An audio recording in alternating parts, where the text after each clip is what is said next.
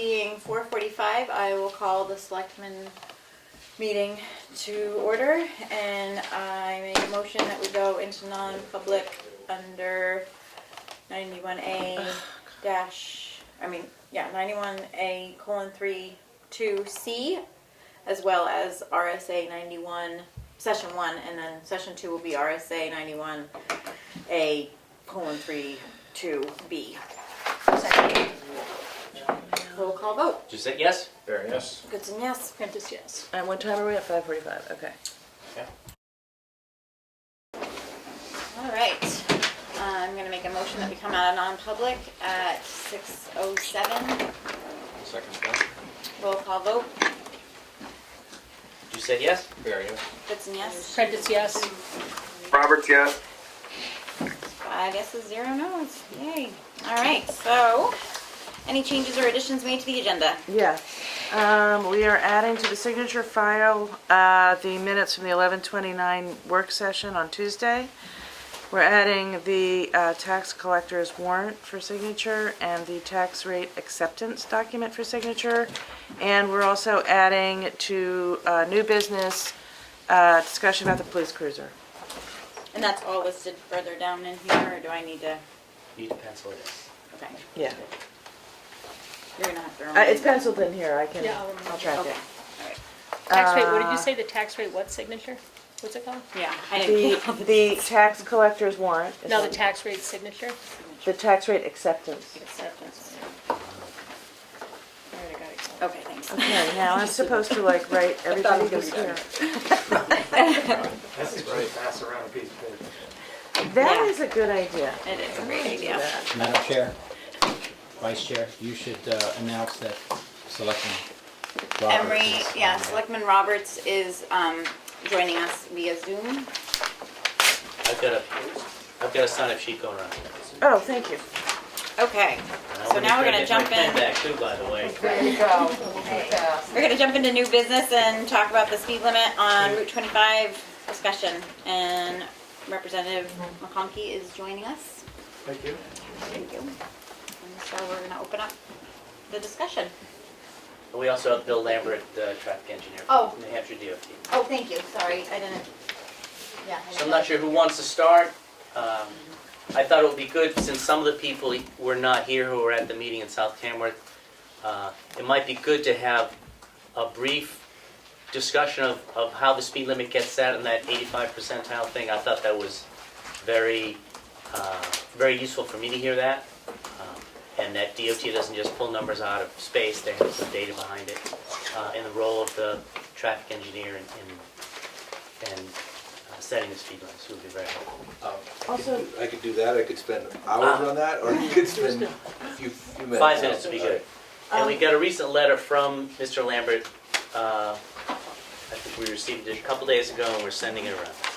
And you all have received it Yeah, in in email, email. so So I that was just- one okay. for those Yeah, who- all right. I was gonna say, when I was looking at it, I was like, I already saw this. Okay, do you want me to stand here, or? You can stand anywhere you like, as long as we can all hear you. We can hear you. All right, sounds good. So, for the record, my name is Bill Lambert, State Traffic Engineer for the New Hampshire DOT. So I'm the one that was responsible for the change in the speed limit in South Tamworth. So, we'll briefly talk about how speed limits are set. Initially, we deal with the statutes, so this RSA 26560 is the basic speed law, and that sets the speed limit based on certain characters of road. So 30 miles an hour would reflect a business district or an urban residence district. Urban residence district would be something like a city street in Manchester or Concord. Business district would be like a downtown Center Harbor or something like that. 35 miles an hour is for a class 5 road, so that's any town road, and then 35 miles an hour is a rural residence district. And rural residence district is defined as a fairly dense, more of a suburban residential district. It's not spot residential homes, it's or zone residential land. It's fairly consistent residential development. And then anything else by statute is 55 miles an hour. So that's the basic speed law. But the Commissioner of Transportation is authorized to determine state speed zones based on the actual conditions that are present. But it's going to be based on an engineering and traffic investigation. engineering and traffic investigation is not defined in state statutes, but it's defined in practice as traffic engineering practice. Typically, it includes a speed study, and the speed limit generally is supposed to be set within 5 miles an hour of the measured 85th percentile speed. And the premise being that speed limits are relatively self-enforcing, so that if you set the speed limit at a speed that captures 85% of the people on the road, then the enforcement can focus on the 15% in excess of that. And studies have shown that that 85th percentile has the lowest crash rate. We also look at, when we're doing an engineering and traffic investigation, traffic volumes, crash history, character of the road, number of access points, and things like that. We typically would use a program that Federal Highway developed called US Limits 2. Input all the variables that I just mentioned, and then the program will run algorithms based on similar data from segments across the country and come up with a recommended speed limit. So that's normally the process. More recently, we got access to traffic probe data through TomTom. So it captures probe data from communication devices, cell phones, connected vehicles, and things like that. It seems to be about 10 to 15% of the traveling public in the data that we get, but it gives us a more complete picture of the traffic speed data.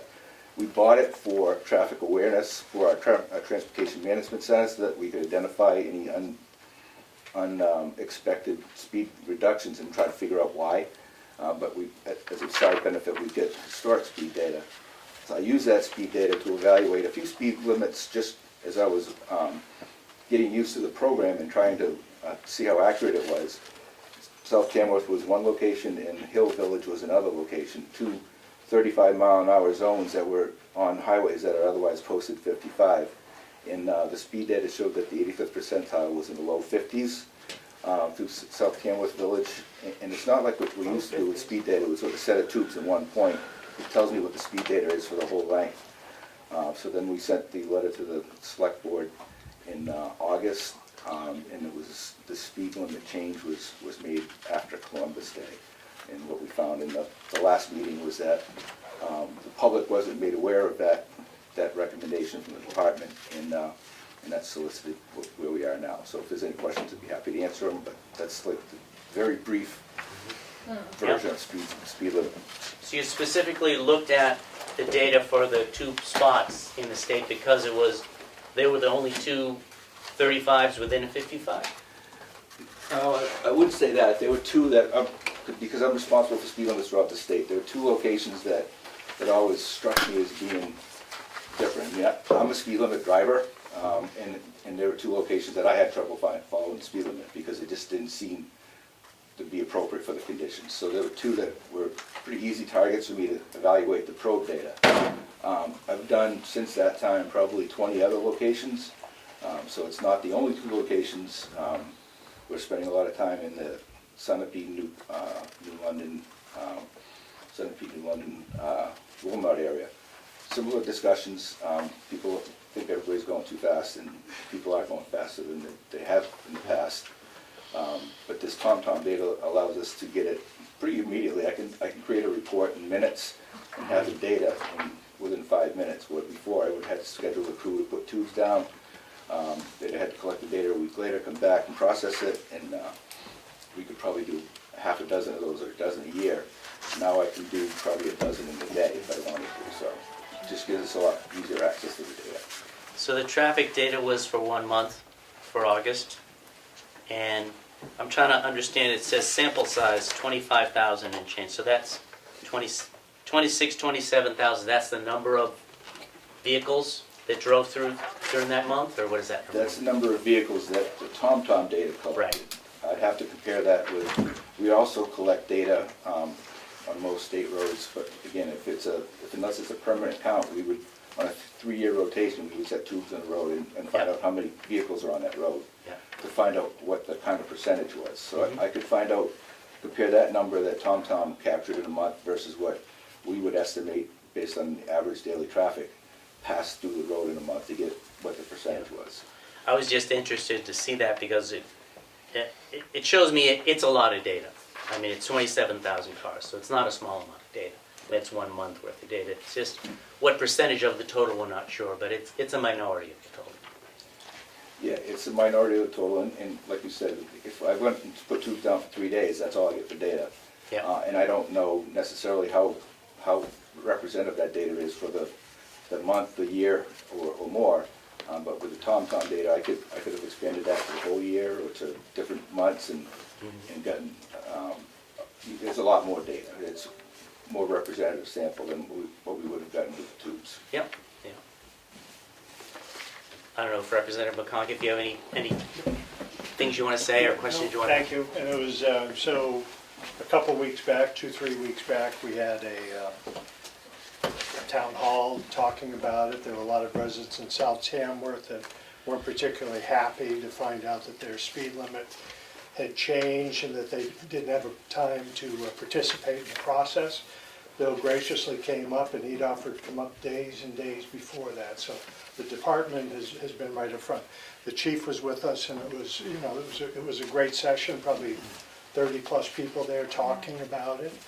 And one of the action items that came out of that meeting was the hopes that perhaps South Tamworth residents could ask the selectmen maybe to a letter to the commissioner, to Mr. Lambert, to possibly reconsider taking the speed limit back and taking a longer view of it.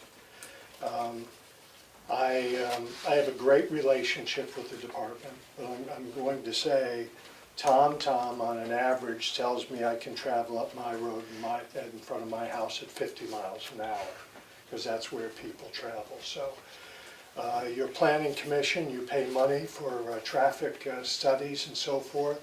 I'd like to bring in as the next step, if the selectmen want to do that, bring in Lakes Region Planning Commission to do some more facilitating.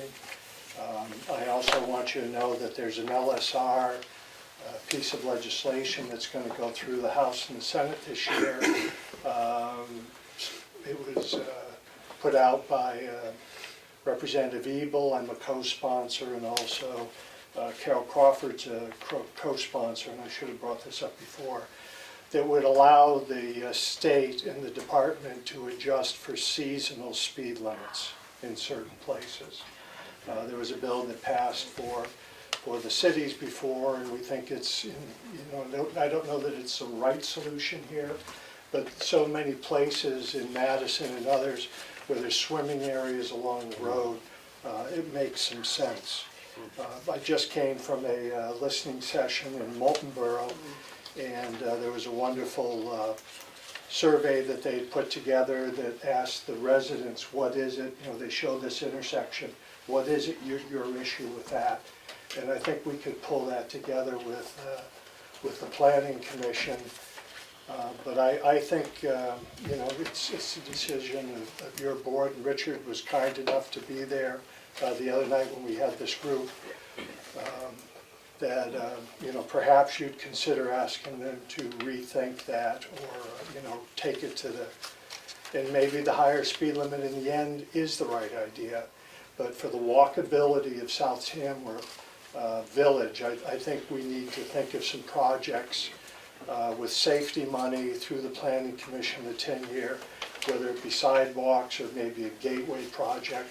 But one of the ladies might be sitting here right now, said it's a long-term solution. It's nothing that happens in a year's time. So your people in the village, are really looking for some help with this. I was at the meeting in South Tamworth, so I had an opportunity to ask questions of Mr. Lambert and Representative McConkey. I don't know if any other board members have any questions they would have before we go to the public. Mr. Lambert, I'm looking at your letter, the most recent letter of the 22nd, and I think it echoes a lot of what was in the original letter as far as how the data was collected. Yeah, thank you. I guess what I want to know is, looking at the letter, it seems like funding, it seems like the construction of the road, that stretch of road in South Tamworth, is part of the issue here. Because, and we brought this up when we talked about this as a board a few weeks ago, that if you're driving, I live in South Tamworth, I drive from right in the middle of the 35 zone out to the 55 zone every day for work, and, you know, a bunch of times. There's not a lot of visual difference between being in the road in the 55 mile an hour zone to the 35 mile an hour zone. Pretty straight, wide shoulders, the population density is not particularly different. And I'm seeing in your letter that these are things, it's not just the speed data that you take into consideration, it's many factors. It's the safety data from that area. I know we had Alex Moot come in from Shakora several weeks ago to talk about a stretch of highway on Route 16 in Shakora where there have been quite a few accidents in recent years. And looking ahead to see what might make that stretch of road safer. I'm not aware that there have been significant accidents in the South Tamworth stretch. I'm not seeing that data anywhere. So this is a long way of asking. So the board says to you, would you please change it back to 35? I'm getting the sense here that that's not particularly an option. So what I just want to know, I don't want to get anybody's hopes up. I don't want us to put a lot of time into something that is going to come back to, or it's going to need a lot of political pressure, or it's, what are our options here realistically? What I said in the public meeting earlier this month is it's ultimately the commissioner that has the statutory authority to determine state speed zones. That's delegated to my position, so I have that responsibility. So the town could certainly petition the commissioner. The commissioner was she until Friday, now it's going to be he, maybe as of next Wednesday, so we're between commissioners right now. They would look to my input.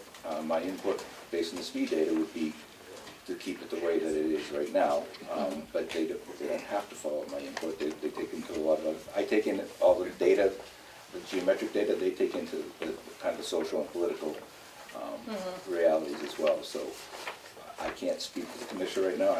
Again, we're between commissioners, so I don't have anybody to speak to necessarily, but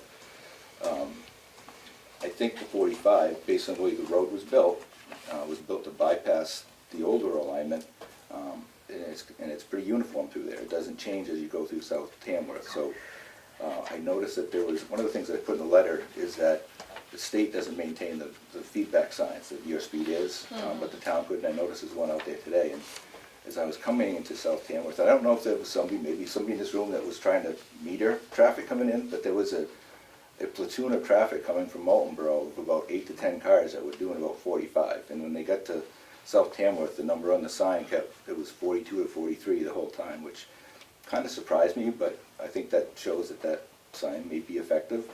It's at least seems like it was, and maybe the attention to that segment has raised awareness in the area. So that, I guess the short answer to your question is that I don't know if the commissioner would consider making a change. I know that my recommendation would be that the data supports the 45. And the reason I ask that is because maybe the thing to do is to look at what other mitigations could happen to make, people aren't particularly walking very much in South Tamworth, but what could we do to make it more walkable, to make people feel safe walking? Is that, Dana, is that our sign there? How much are those signs? That's $5,500. For is there one on either side, or just one on I the? only saw Just the one, and Bill can probably attest to this. Some data that I think that's coming back now is the ones like that are fixed permanently there. People are tending to ignore after a certain point in time. So them being there fades, and like I think just talking to Lynn, like I have it out there for its 15 minutes of fame. It'll be out there for 3 weeks until the battery dies, and then it'll make an appearance in somewhere else in town. Okay. It wouldn't hurt to have another one in our cache, but just to have around town. But There's I've think there's 3 levels of recommendations we can make, and I'm gonna probe that now and see how realistic you think they are, Mr. Lambert. Is short-term, medium-term, and long-term. And short-term, I think, something that could be done almost right away is increase signage so that drivers are at least more aware that it is 45, and where does the 45 start and where does it end? Because when the change was first made and I drove out there looking for it, I had to go back and forth a few times to find where the zone was, and I was looking for it. So people who aren't looking for it, which is everybody else, I would assume they have a harder time than me, but maybe not. And there doesn't seem to be regulations around adding signs on each end that say reduced speed zone. I mean, is that something that could be done right away? And how effective do you think it might be? Well, they've got the black and yellow sign, the warning sign that says 45 miles speed zone ahead. That's the intent of that sign. Those signs used to be black and white. With the 2000 federal manual, it's turned to the style that it is now. Because the diamond-shaped yellow sign has more visibility. It gets more attention than a black and white sign that's rectangular. So I think that's the purpose of that sign. So I'm not sure how much more signs certain places we've flanked the signs on one on either side of the road to get more attention. I'm not sure that South Tamworth would be that unique that we would focus on it. Something like that there, but it's something we could consider. And I noticed driving east, the speed limit change was more noticeable to me than driving west, and I'm not sure why. So my impression is, as somebody who kind of was looking for signs and couldn't find them, I think there needs to be a little more signage or with lights attached. But I realize once you add a light to something, it takes a lot more time. But I think some increased signage would be very helpful. The sort of intermediate, medium term. Richard, can I just ask a question Sure. before you go away from signs? Does your data about those number, speed signs include like just a flashing warning light on signs? Because sometimes in dangerous places and roads you see a sign that actually has a attached to it. Yeah, you can buy, signs go up in price Yeah. based on what they do. So, Yeah. yeah, you can get signs that flash warning or whatever, or slow down, I think is what they say. So, yeah, they're The second idea I would have is there is a flashing light, yellow light at Mill Street, Mill Road. But that seems to bracket that east end of the zone, I'll call it. A blinking yellow light could be added on the far end of Union Hall Road so that people know the two ends of the slower area. Has that blinking yellow light always been there? I'm surprised there's not one up at Union Hall Road because I think that would frame it for me as a driver. Is that something that DOT might support, and how many years would it take to get a flashing yellow like that? We've actually tried to get away from the intersection control beacons because they tend to fade into the background like the driver feedback signs over time. I can't tell you how many times I've been to meetings where people ask for one. And there's already They say one there. There's one already there. So it's, I had a feeling. Yeah, the one at Chicago at 113-16 disappeared. Yep. Yeah. And I've noticed a difference. I'll just say I Yeah. have. The third level, I think, is geometric improvements to the road. To make it clearly narrow road, maybe with sidewalks, I don't know, that's where you engage the Lakes Region Planning Commission and you spend $7 million doing it. But I think if long-term, if we really want to slow people down, it's probably going to take that to do anything other than tweak them around the edges. But I think if we really want people to slow down driving through South Tamworth, that's what it's going to take, and that's years away. I wasn't here when Chicoro was done, something similar. I'm sure it took forever and took gobs of money, but it will be the same thing in South Tamworth. But I think the LRPC engaging them would be an important part, just to start it off. And if I could, Yeah. I'm sorry. You pay for Lakes Region Planning Commission, so asking for some services from them you're already there, when they'll fit you into the schedule. They've hired a consultant or two. I think that's a great idea. Take numbers out of your head. So the $5,000 speed trailer, I think that's basically, Chief, what you folks have, is that The what you have? post-mounted display, yeah. Yeah. That may be $5,000. The numbers on these signs are coming down to the couple $1,000 range. It won't take $7 million, but then again, we, the town and the state, to work together, engaging federal funds, those kinds of projects with sidewalks and road improvements will cost you probably at most 20% of whatever that final number is. But it's gearing in your federal delegation, state people, and so forth. I don't think it's a done deal. I think you have a brand new commissioner. Your brand new commissioner is Mr. Cass. Mr. Cass has been in this room many, many times. He's very knowledgeable of the area. He's who I believe will be the one that will be confirmed next week by Executive Council, unless there's other questions. So I wouldn't totally take it off the table unless the feeling of the select board, you rule, your town, is that you don't want to do that. But a petition is a fine thing, and I suggest you might try it. So I don't have anything else to add. If we want input from the public, now would be the time. Yeah. Yeah, if there's any public input about this topic, welcome to it. Okay, I'll start. Can you just say your names for the people who are on Zoom? Oh, yes, I'm Linda Skew. I own Mama Bear Corner Store in South Tamworth. I've been open 1.5 years. So I have noticed, because I'm there every day watching that traffic, that yes, some people do slow down, and it has made a difference with the flashing speed sign. But some people don't, and people coming out of my parking lot, they have cars right on their bumpers. They have people tooting at them because they can't get up to speed. And what I proposed at the other meeting was that if we could make it a longer stretch, like, I don't know, from South Tamworth Fire Department down to 113. Because there are people walking down to my store. There are people riding their bikes. And they're kids. There was one day Mark was there and there was 2 teenagers walking from my store back to their house on 113. And he asked me, he goes, did they leave here? I said, yes, that's a safety issue.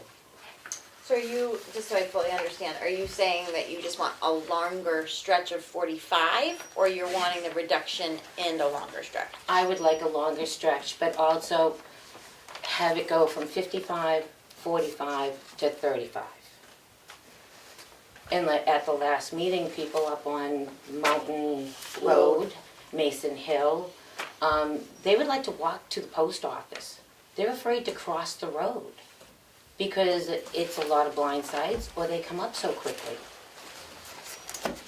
Just so I can understand that. No, I totally, yes. The lady that lives across the street in the yellow house, she brought up a point of all of the mailboxes are lined up on the right-hand side. Anybody that lives on the left-hand side has to cross that road to get their mail every day. In the winter, they have to shovel it out with these people flying by in any kind of weather. And that's dangerous. That's crazy. Yeah. And I can definitely feel that because I live on Page Hill, where I was thinking when you said what the TomTom would be. I do tell you, if there was a TomTom on Page Hill, I'll tell you exactly where people would be chiming in.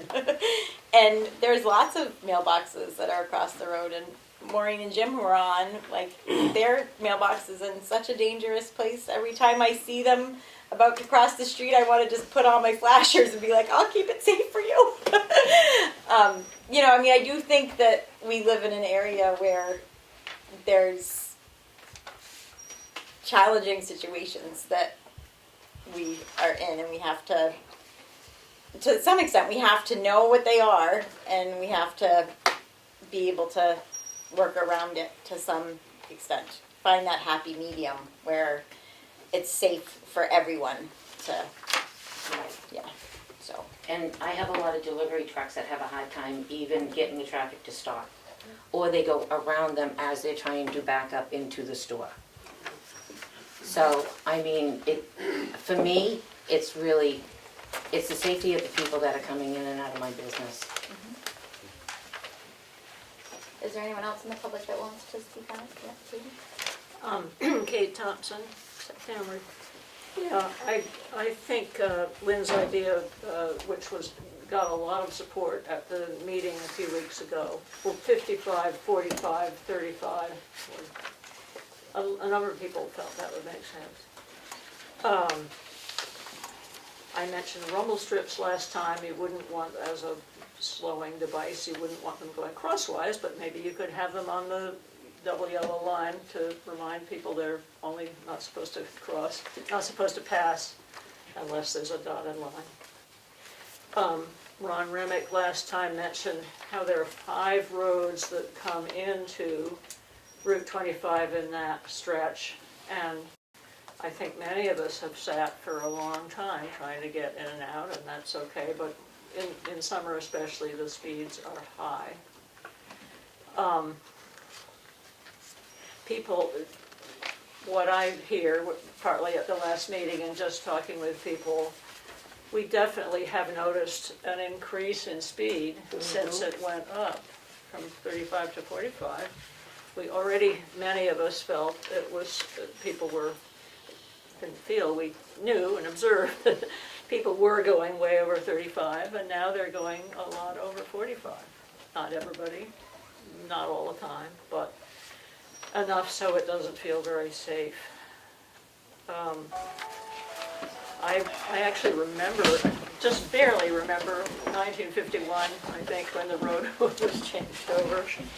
And, you know, we were a little village then, families who'd lived there for generations, and little houses on either side of what's now Union Hall Road. And it made sense to bypass. But since then, there are an awful lot of houses that have been built along the main road. The population is increasing. There are more families. And I think people who live in a place that's been there for a couple of 100 years it is kind of a nice idea to for us to have, for any community to have some input besides the big numbers that come from GPS and TomTom and so forth. So I'm really grateful to Representative McConkey and to everybody for joining together to put our minds on this. Thank you. And I hope our selectmen will, hope we work with you guys too. And is there anyone else from the public that would like to speak on this matter? My name's Pam Hearn. The signs are on either side of curves. This straight area here is where one can see from point A to point B. But when you go there, the slow down to 45 and then the 45s are on curves. On both sides, much more so on the Mountain Road, Mill Road sign. Mill Road is dangerous to come out of. Mountain Road is dangerous to turn onto, heading west, because there is a bridge directly after. There is very little side traffic. And I do what my grandfather did, which is start when the sign comes up, I turn on my blinking light, I roll my window down, and I stick my arm out. And that helps a tremendous amount. But that's in the days when there weren't any turn signals. But that is the only way I see people slow down. They'll slow down, but they'll still go around me to the right. And at that point, they have seconds to get themselves back where that bridge is before smashing into the bridge. So it's the curves, it's the vantage point, it's the visual things on Lynn's side, it's the visual things on Mountain Road, Mill Road sides. that are the most dangerous. I mentioned the bridge. And I too feel that 45 to 35, 55 to 45 to 35, a blinking light that's at the top of the hill there would be heavenly, if that's affordable. Those type of things would be very beneficial for our village. And then the idea of a plan down the road for long-term, for sidewalks all the way along there would be something that I would look forward to working on in the future. Okay. Anyone else from the public want to speak on this? One comment. Yep, Sue? Yes? I'm not sure if I'm really there or not. You are. Just say your name though, Sue. Sue Stowbridge. I was at the last meeting and spoke to the idea of going 45 at 113 West and 35 at the store, and then back to 45 after Mountain Road, and then back to 55 at Lord's Hill Road. At the very least, I like the idea of having a flashing light system, solar powered, on both of those speed signs, because the one coming from the east in particular, it's in a dark stretch of road, it's not even on the flat, so it's dark, it's going uphill, it's on a curve. The people immediately after that sign on the north side of the road next to Mill Road have eliminated their driveway there, because as new homeowners, they are very aware of the fact that the only way to safely come and go from their property is to pull onto Mill Road. And then all they have to do is take their life in their hands to get off of Mill Road onto Route 25. But at least they're a few feet rather farther west. But anyway, I think the idea of adding solar-powered flashing lights to those speed signs would not be a bad idea. Thank you. Anyone else? Making sure we've heard from everybody that wants to. Mr. Lambert, Yes. so when it comes to signage, is that a state responsibility or a town responsibility? Do we include that in our petition, or how does that work? I don't know exactly what people are asking for flashing signs, but if it's the driver feedback, the speed feedback signs, we don't have the resources to maintain those throughout the state. You take a $200 or $50 speed limit sign and turn it into a $4,000 to $5,000 sign. Everybody wants them, so if we started being responsible for those, we couldn't afford it. So we do allow the towns to put those signs up through a maintenance agreement, so the towns could do that. And we haven't. The other option that I think people are talking about, and I've seen it. I saw it today, and it was in on a town sign. It was a flashing lights around the speed limit sign. We don't have a policy on those. I would think it would be the same thing. It takes a sign that's $50 and turns it into a couple of $1,000 or a much more expensive sign. And it's not just South Tamworth that would want them, so we'd have to look at the whole state system. And we probably would consider the same kind of an arrangement there, that if a town wanted to put enhanced recognition of a speed limit sign, we would allow them to put up a sign. It's consistent with what we've done with some stop signs. Some towns have asked us to improve stop signs, and we've allowed them to put the stop signs with the flashing lights, just because if it's the town that does it, then we aren't in a position where we're obligated to do that throughout the state. So. That's fair. Yeah. At the intersection up here, there's a sign because they took down the hanging sign, the hanging yellow blinking light, and they put up a sign on the state road that has a yellow flashing light on the top of it. Does the state not put those up anymore? I mean, we don't maintain it, so I hope we don't. Never knew we did. I think we do. In the past, we've had some curves that have been problematic, where we have put flashing light on top of it. It doesn't make the issue go away, so it's one of those things I think people ignore over time. Over the last probably 10 years. We've replaced all of our horizontal alignment signs with new, brighter reflective sheeting. So we tend to take some of the beacons off, but there's a scattered number of intersections or curves around the state or situations around the state that we didn't feel comfortable taking the beacons away because they were particularly sharp and unusual. I'm not sure exactly which one you're talking about, but I know It's Wolf right Row. as you're coming up the hill. That was only put in, what, 2 years ago? Was it? Yeah. Was it? I can't, well, I thought they took the light away when we were here. Maybe it was Chicago. Okay, but yes, just as you're coming up to the monument. Right. And those are ones that the department has put up before. We went to a brighter sheeting.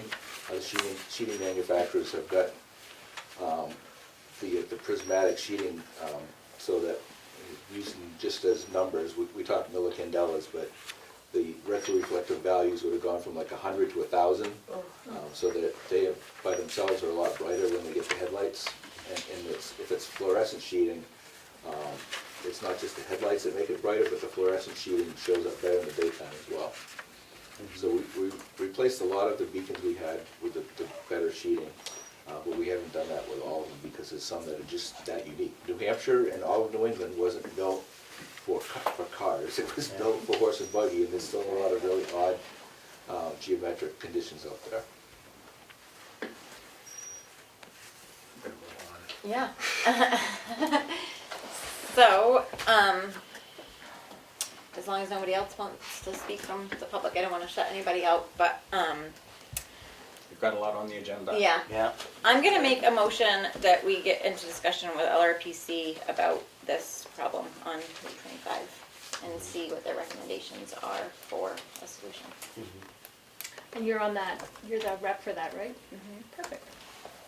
Second. I'm just making the motion. And I'm delegating that to you. Any other discussion about the motion? I'll make a separate motion after that one. Or, Okay, so you wanna vote on this one and then? sure, Or or we can make this one an longer. amendment to it? I'll amend that, Suggest amendment? that at our next meeting, I'll bring a draft letter to the to the DOT commissioner Great. on suggestions to be made in South Tamworth. And we'll consider it and vote on it at the next meeting. So do both of those things, Chief? Yep. Yeah, okay. That's one thing. Is there two? Well, yours and mine. Right, Yep. yeah, those are two things. Okay. Yeah. Because So, I think we need a short-term and a long-term. okay. So do you want to do those motions separately? No, I think I just amended you. Okay, you're gonna amend my motion. Okay, so Second Goodson made a motion to engage with LRPC and to set amended to, he will write a draft letter to, To the DOT. DOT commissioner and have it here by our next meeting. And I second both of those. okay. And there's no We more should discussion about it? We need to vote on the amendment first and then on The motion and then the amendment? No. No, the amendment first. The amendment Amendment first, first, okay. Sorry, the order sometimes The is. second roll call vote. Okay, so, vote on the amendment. Did you say yes? there, yes. Goodson, yes. Prentice, yes. Roberts. Roberts, yes. And then we will have another roll call vote on the motion at large. Did you say yes? There, yes. Goodson, yes. Prentice, yes. Roberts, yes. Motion passes. Okay. Thank you all for Great. coming in. Thanks Yeah, for coming. thank you. Maybe we'll see some of you next week. Thanks so much. Yep, probably. All right, so moving on, we're gonna go on to the Tamworth Recycling Project on a discussion about styrofoam.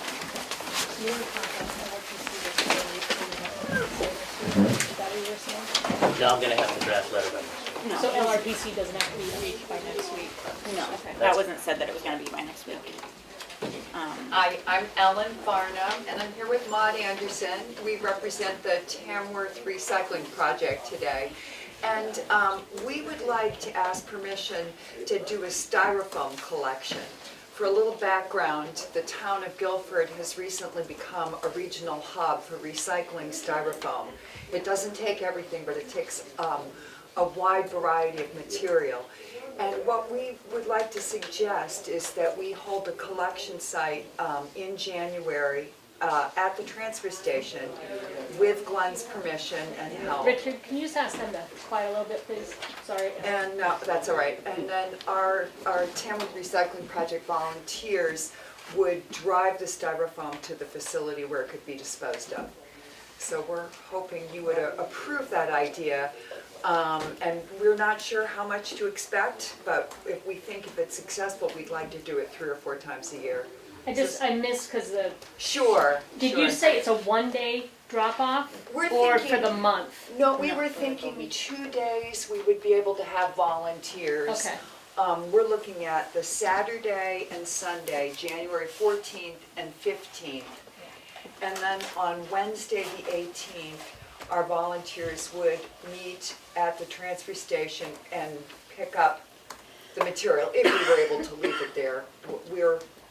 This is all gonna be Negotiating with Glenn. negotiating with Glenn. Yeah. But we would drive the material on the 18th in the morning up to Guilford, and our volunteers would help it go into the big foam compactors. They make these incredible ingots, Yeah. bricks of styrofoam. Reduce it by, they remove 98% of the air through this heat process. It's kind of amazing to see. Yeah. And they make money with it. They sell it in Canada, and they actually make money. So it's been very exciting. They're working with Lakes Region Planning also, and they got funding for it, and they are a regional hub, so they've got the special licenses, so this is what's really recent, so that they can now take styrofoam from other towns. So this is just a trial balloon to see how it works out. What would you collect it in and store it in that's going to protect it from weather and wind and whatever else? Great question. So our thoughts are, we have a couple different solutions, but the best solution would be to borrow Megan Tiria, am I saying her name correctly, is the Director of Public Works in Guilford. We would get her bags. She has the specialized bags that that keep the static electricity down on the styrofoam. And we would just stand at the transfer station, maybe by the entrance where we aren't in anybody's way, and collect it for a few hours on Saturday, or maybe half a day, depending on our volunteers, and another half day on Sunday. And if Glenn had a space where we could then put it away at the end of Saturday and pick it up on Wednesday, we would do that. If not, we think we have a space. We have a barn. We will be responsible for bringing it. Okay. The idea is to make 0 work for Glenn and no work for the town or cost to the town. It would all be done with volunteers. So that's our That sounds hope. great. And we would advertise it. So we tried to, Willie went down to try and talk to Glenn about the idea. Glenn has no idea about this, but he was taking vacation days. So that, if you give us permission and think it's all right to try this, we'll work with Glenn. I think it sounds I terrific. think it's a good You idea. work with Glenn and figure out the logistics. Do we need Yeah, to? I'll make a motion that we proceed with the process of going into this styrofoam collaboration with Guilford, working with Glenn on the details Right, of it. this is a little pilot program. Yeah, I don't want Right. to say anything too solidifying until Exactly. we get, We might get like one tiny bag of it, or we might get a whole ton. or like the dates, I don't want to say. Right. Right. Yeah, you'll have to. Christmas is a great time because that's when people get their big Right. TVs and Full house. stuff. Yeah. Oh, That's wow. what So we're if they knew thinking. that. And then we would post it on the exchange, and we would hopefully be able to get it into the town newsletter. Sure. You know, so our next step is to get in touch with Glenn, and if he gives the okay, and you all give us permission, we'd love to go ahead with that. All right, so that's my motion on the table. So the motion is to proceed with collaborating with Guilford on On the styrofoam styrofoam. collection Recycling, with yeah. the TRP group, I would say, being the liaison, or however you want to word that. Second. Any other discussion? Hearing none, roll call vote. Do you say yes? There, yes? Vincent, yes? Prentice, yes. Roberts, yes. Great. Thanks guys Thank so you much. all very much. We appreciate what you do. We appreciate what you do. Takes a village. All right, now we're going to get into the budget. We're going to talk with a trustee from the library. That would be me. Hi, Ann. I'm Ann Chant. I'm the vice chair of the Cook Memorial Library Board of Trustees. I'm here with Paul Priestman, also a trustee. Thank you for your support. We have just the most amazing library. I'm also on the State Board of Trustees and did a quick poll of board members. And the 6 out of 7 people that got back to me from their libraries had lost staff over the period of the pandemic. We have lost no one. And I think it just shows our strong town and the magnificent staff that we have. We're very, very lucky. So with that in mind, does everyone have a copy of the presentation? Yes, we Yep. do. It's on page 6. Page 6, got it. Brought some extras just in case. And I'd be happy to take any questions, and hopefully between the two of us, we can answer them. But I did want to highlight why there is an increase in what we're asking from the town. There are a few things when I looked over this that really kind of stood out for me. One of them, as far as expenditures go, is our bookkeeper has changed, and our new bookkeeper is charging $1,685 more than our old bookkeeper. So for our budget, that's a bit substantial. One of the other higher things is salaries will be going up by about $4,800, and that was a vote of the trustees to increase the salaries of our staff. Of course, electric is going up for everyone, and electric and AC is about a $940 increase. Heat, sadly, is going up for all of us, including the library, at $2,952 worth of an increase. So those are the big ones. And being a retired math teacher, I added up those numbers and it didn't add up. And I went to Mary saying, I'm sure this is a dumb question, but why don't those numbers add up? Why is the town appropriation increase not what I'm seeing here? Right. And she said, oh, well, you need to look at the income. And that made a lot of sense. And the biggest thing is the carryover funds. They're significantly less now than they were in 2022. The biggest reason for that is the COVID grants, the ARPA grants that the library received in 2021 that were mostly carried over to 2022. So that's how the numbers work out. The difference in carryover funds is about $13,800. So that's a big difference there. Just looking at some of the things that Mary really wanted to point out, and she is sorry that she couldn't be here tonight. I talked about the new bookkeeper. Fewer grants have been awarded this year than they were the past 2 years, mostly due to COVID. Salary increase, right? She was curious to know if the town has a contract price for propane. She would like to know that if we do. Okay. It's locked in at 162. 162. Okay. All right. I'll pass that along. No, that's not too bad, considering what I'm paying for oil per gallon. Oh, you can't get in on it. 162. Okay. Yeah, so surprising. Just put a cot in the PD.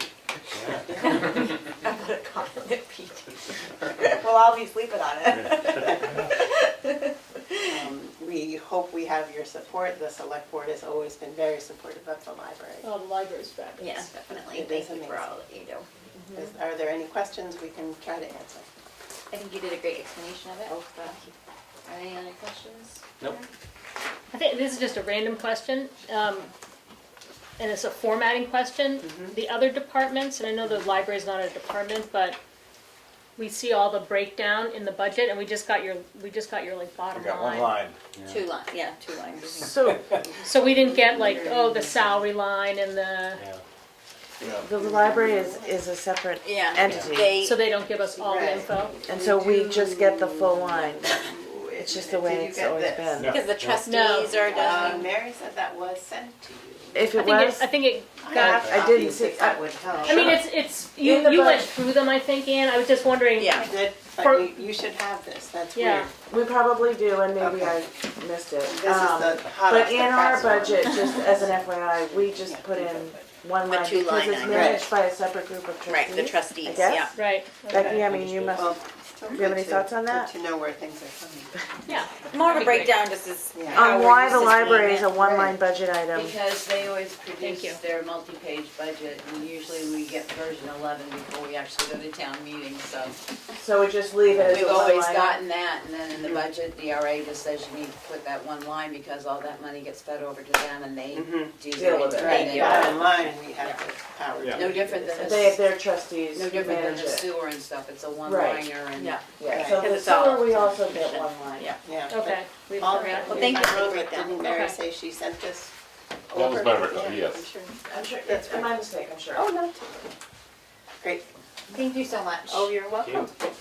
And he might have said that we only get, like, once it's all been codified and put into the Yeah, we get spreadsheet. everybody's. So we don't see the worksheets that people send over yet. Okay.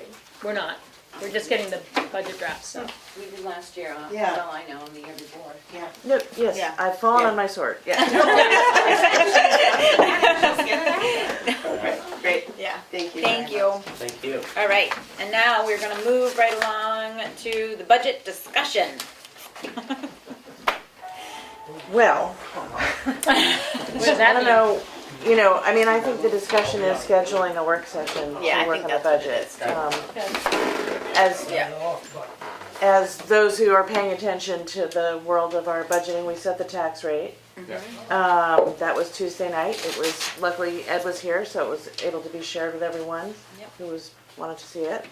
And it seems anybody wants to sign it, no. So, as I said on Tuesday night, I think we're gonna have to look at reducing, where the budget is right now. Sort of collected everybody's first wish list.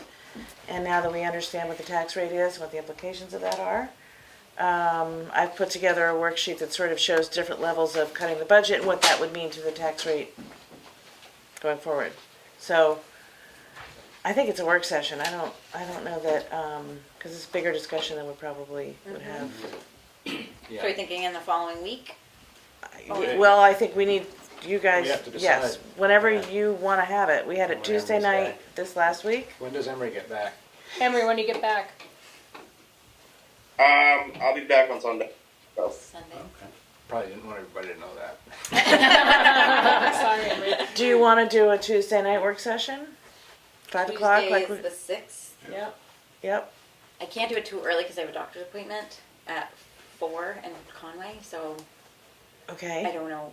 I don't know if I could be back by Well, 5, I guess is what I I'm mean, saying, so. We could start. What about it, we could start, and it's a quorum. Right, yep, totally, I just being Yeah. transparent in that I wouldn't necessarily be able to be here for 5, but I'll do my best. Are we thinking Tuesday? What'd you say, Emery? Are we thinking Tuesday? Yeah, Tuesday at 5? Okay, that'll work. That'll work for For you? me. Okay. Okay. I don't think it'll work for me, but I'll come when I can. Okay. So I wanna do that, December 6th at 5? Yeah. Okay, work session. Great. All right, now we're going to discuss the future of the Tamworth Sewer Commission. So I asked this to be put on the agenda. So most of us probably are aware that one sewer commissioner has resigned, one is termed out. So the sewer commission has 3 members, and as of the end of this month, there'll only be 1 left. So I've been just trying to understand in the last few weeks more of what the sewer commission does. So I've been bugging Becky a lot, and she's tired of my emails, I'm sure, and bugging Rob Farnham as well. At least I have a better understanding now of the sewer commission's duties. And also chatted with Keats, and Keats asked a couple of questions of our attorneys, because I was trying to understand some other things. Particularly if we don't have a sewer commission, or even if you don't, even if you have one, you don't have enough members, you really don't have one because they can't meet. Those duties, it's unclear what happens to those duties, but it is obvious or likely they would fall to the select board. And personally, I don't want to run the sewer, or be a part of the sewer commission. I'm a member of the select board, so. What are the duties, Richard, other than the massive headache of the system being in the shape it's in? What are the typical duties Well, when it's not a mess? well, one of the things that I want to suggest coming out of this. Wait. I want to correct that. The sewer system is working perfectly, Right. Yeah. Yes, okay? a political mess. It's not big enough. Yeah, It's working perfectly. yeah. Okay? Is it even clear? Almost perfect. Almost perfect. So what are the responsibilities? Isn't there a study being conducted to understand the size of if it's Yes. big enough? Yeah, that's being done too, but just, I wanted, her calling it a Saying mess. it, not working. I mean, the political situation is Okay. challenging. All I'll say more specifically. The, one of my recommendations coming out of this conversation is to ask for a written description from the existing sewer commission what the duties are. Okay.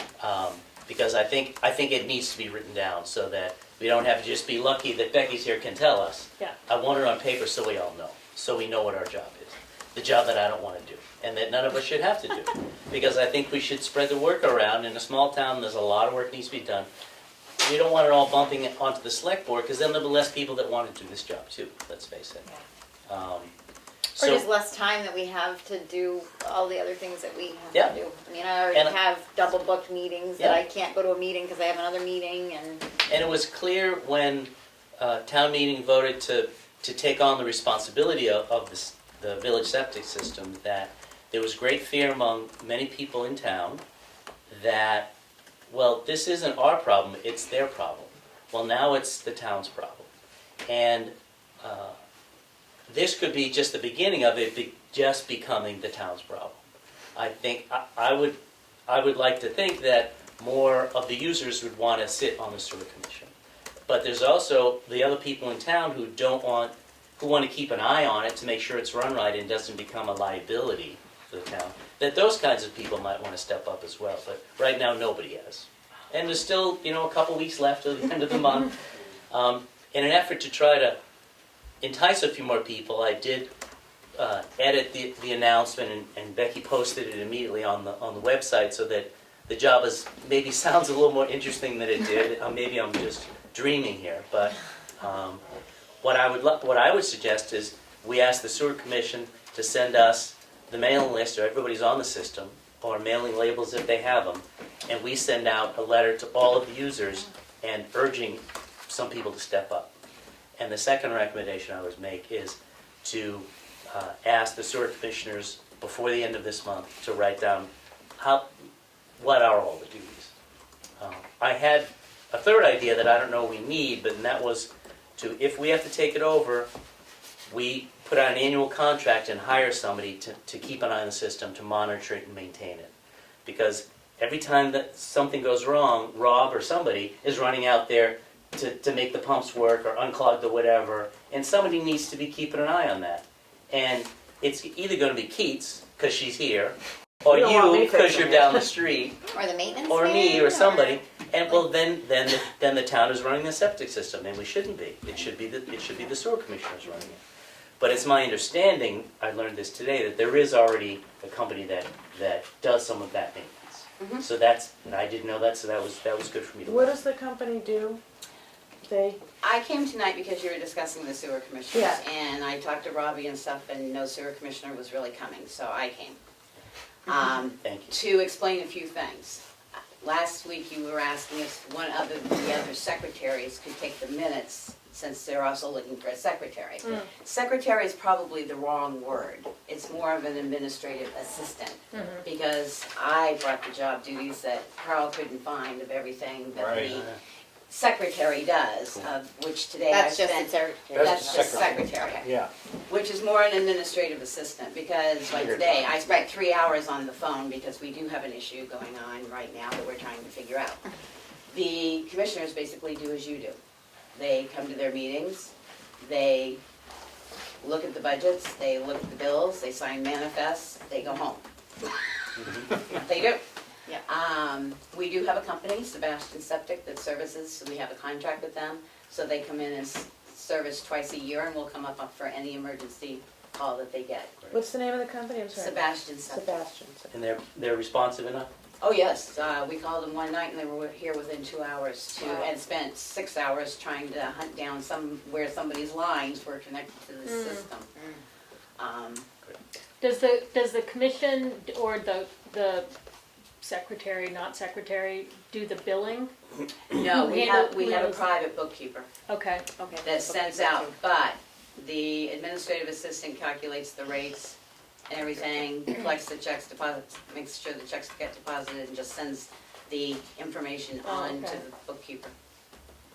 Oh, all right, so the bookkeeper doesn't do those? No. things. Yeah, okay. And we stipend the town treasurer because the system is not supposed to cost the town anything, so we stipend the town treasurer for her duties of maintaining the monies for the septic commission. One of the little factoids, every time I talk about the septic commission, I learn something new. And one of the things I learned a few days ago is that the sewer commissioners do receive a $700 annual stipend. And I didn't know that. So that's great. It's good and bad. It's bad because I was thinking, well, let's offer somebody half the sewer rates or something if they're in the system and want to be on the commission. But there's already a financial incentive, so I don't think another one's I going to help. didn't know about either, so. Yeah. Maybe, is that part of the advertising? Yes, he It is added now. that. Oh, okay, all right, It because is. I was gonna say, maybe that is. Because it's an important little incentive. factoid. Yeah, you know? it's 'Cause incentive. you're going to waste a lot of time. You're going to kill a lot of time being a sewer commissioner. It's nice if you can get reimbursed for some of that. So I still think an individual letter to all the users is a good idea. It's easy to do. I'm happy to draft it if we can get the mailing list from the sewer commission. And I would like them to, on paper, describe, describe the duties and also, the name and the phone number of the Sebastian Septic and whatever we might need to have handy if we take it over. There is going to be a file, there's a file on the computer system now that was updated last in April. Great. There will be another thumb drive with everything that has occurred from April on. So all the emails, the manifests, everything will be there. And if the contracts get done that the commission approved last meeting, which is 7, those will be all presented. We have the MOUs concerning the study that's being done. Everything will be all together for you. Great. it's a huge amount of work, thank you. Yeah, thank you so much. And I think anything we can do as individuals to reach out to whatever people we might meet on the street to see if we can get some people to be sewer commissioners. It still is better for everybody if there is a sewer commission and not have it more duties that we have to do. That and some of those we're going to shove downhill to Keats, and that's not right either. It should be the sewer commissioners. And again, that brings up the issue that this system is not supposed to cost the town Yep. anything. So if that happens, it would have to be built into the budget. Yeah. Right. Can I speak on it? I didn't know there was a crisis, and I live across the way, and I Yeah. work in the building, and Yeah. yeah, I think the last time that there was a shortage of commissioners, I came in a little late. You were here. Somebody else had. Right, there was somebody, and I was like, okay, well, maybe next time. So I guess maybe, Maybe you think about it? I'm sure, but I guess You're that, saying let the Just people get the know. word out. right, Yeah, I get the think- word out better.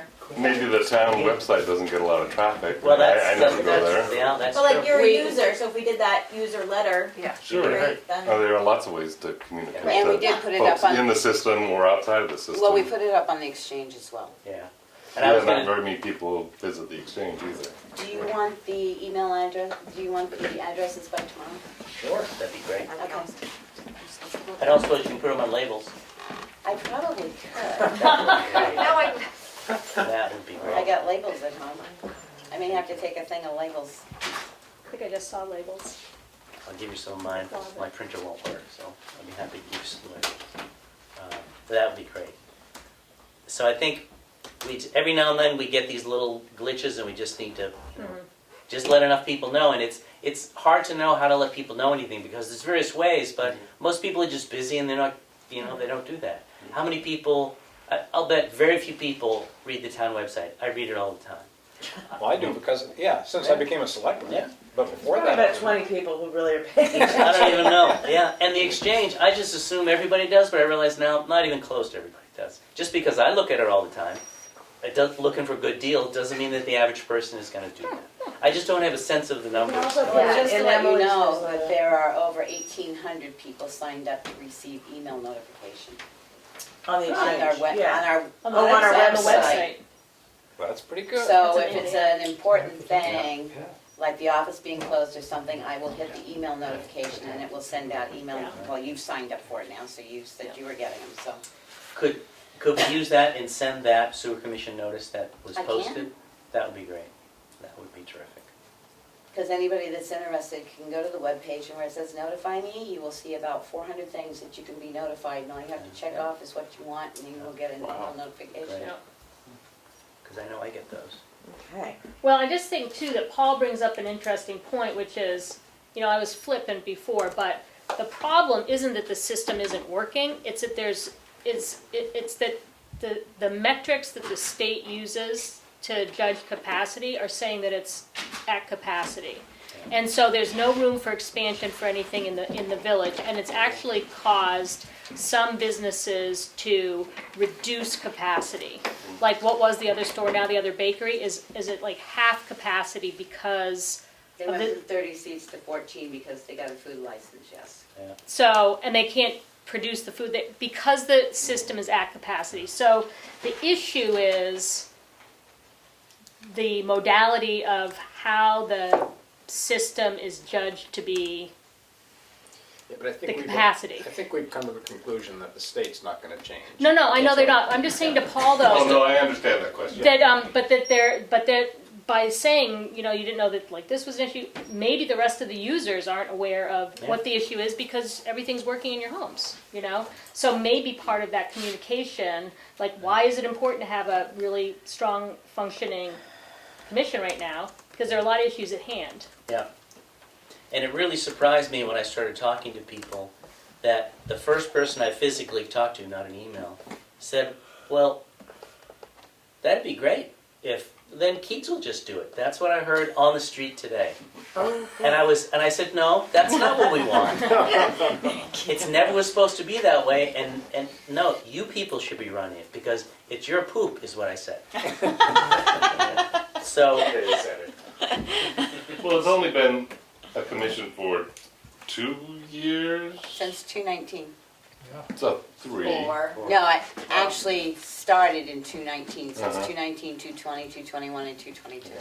4 years. Well, most of that time everybody's been in hiding. it's funny, COVID makes like 2 years disappear from my head all the time. Right. It does. But just to let you know, we have sent out users letters Mhm. because we have one major issue that keeps costing us pumps. And So our user the wipes, letters the handy wipes. are not really paid attention to. Well, I explained to Richard when he was asking me about it, there are really only, how many residences are there? 27. No, residences. We send out 20. we Privately send owned out- homes? Yeah, we send out 27 I users. know you do. How many But how many privately are, owned homes? how many are homes as opposed to businesses? That's, Like mine and Robbie's. Well, no. municipal, right? 4 municipals, Or and then we commercial. got 323. The townhouse and the church, or, No, you got 3 municipal, 1 community church, right? and that's it. And And then the other businesses. store and the The other Lyceum. store and. And the And the Lyceum. Arts of Age Cafe, that's it. Yeah, Everything else Lyceum, is yeah. residential. the store. Right, so there's And three on, Remick? three Is on Remick this on? side of the river and 3 on that side of the river. In the park. residency. Yeah, Okay. Okay. anyway. But thank All you. I'll work up a draft letter to the users, and I'll work with Keats to get them in the mail. And I will email it around to everybody if they want to comment on it. That'd be great. I'll require a separate stipend. Thank you, Richard, for taking that on, because it is something that we definitely have to figure out. Draft Thank you for letter for the users. Okay. All right, and if there's no other discussion on that topic, we're gonna move on to the Tamworth Recycling Improvement Committee. Nope. Police cruiser, yeah? Didn't we add that? Police Yeah, we cruiser? did. Oh, sorry, I didn't get my add-ons. All right, Yep. police cruiser. Are you guys here because this is your normal time to be here? No. Oh. And we don't even have you on the agenda. I think he's going.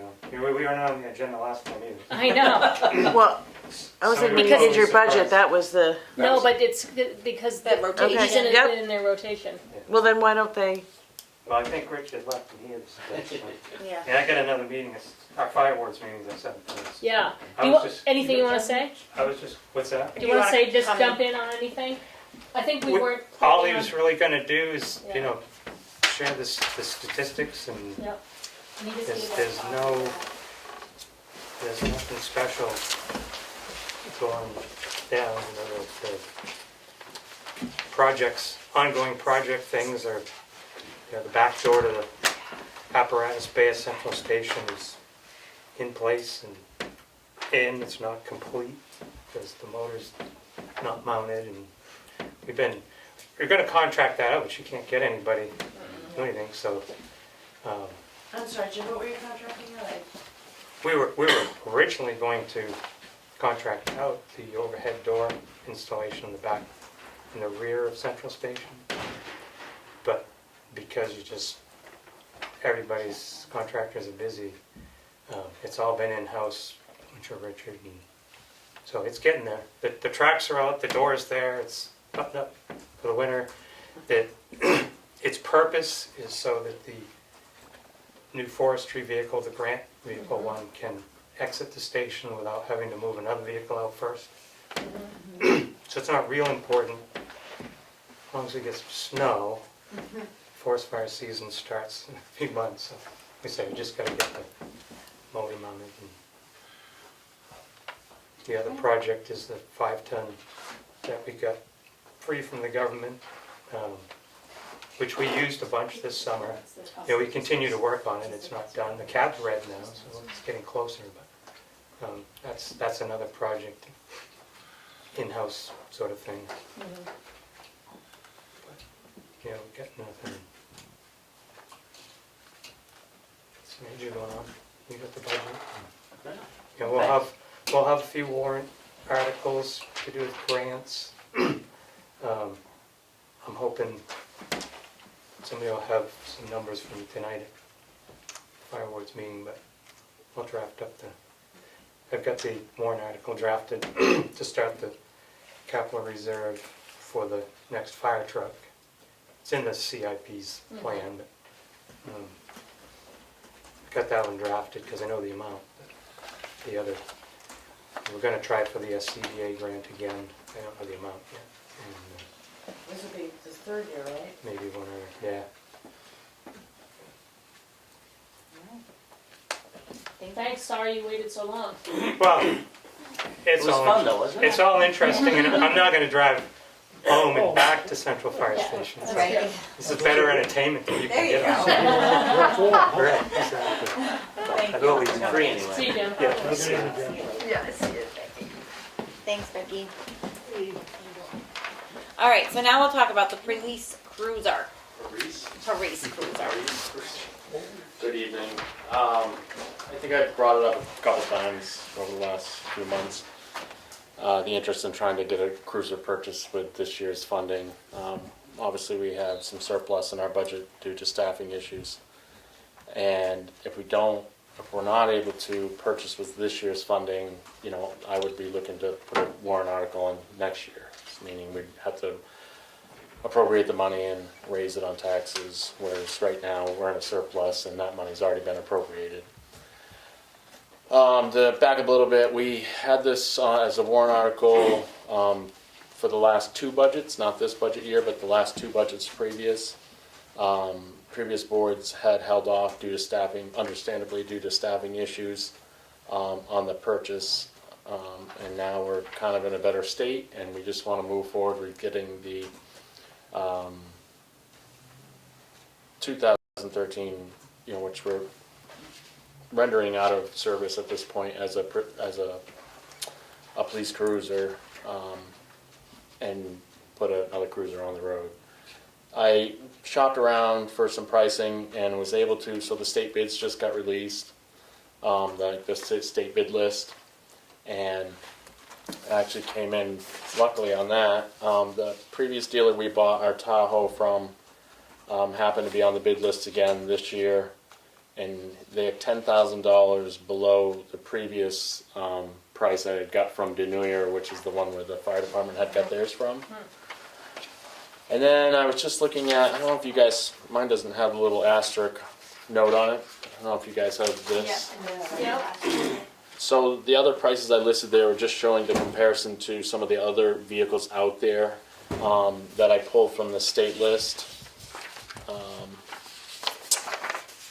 So this is the state bids that come in, and there's sort of the state puts out certain specs, various dealers bid on those specs, and whoever is the lowest for those specs, but the specs are really baseline. So what I have in mind is the Ford, they didn't even bid out any, they don't have any sedans anymore, and they don't seem to be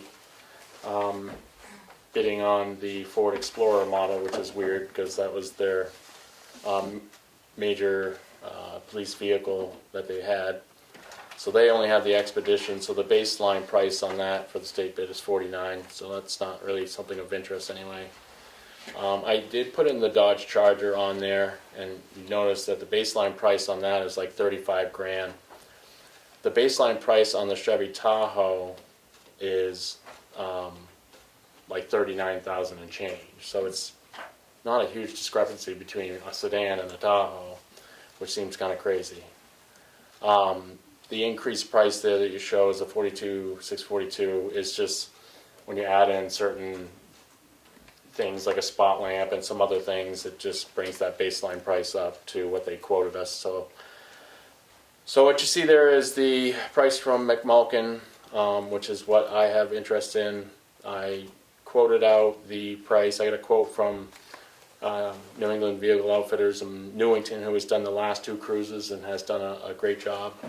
Just to back up further, when I originally did the Tahoe that I have, I went to various upfitters that do the emergency lights equipment like OME, Nevo, and one other company I can't think of.